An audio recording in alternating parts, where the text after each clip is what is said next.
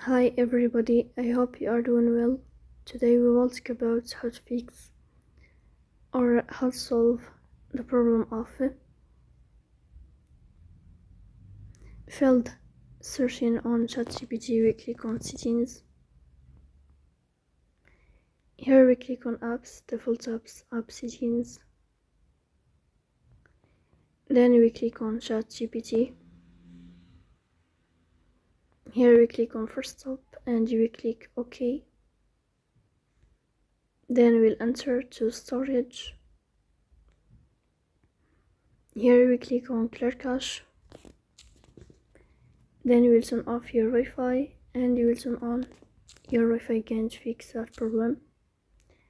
So please don't forget to support us by like and subscribe. See you next time in another video, and thank you for your watching and your attention.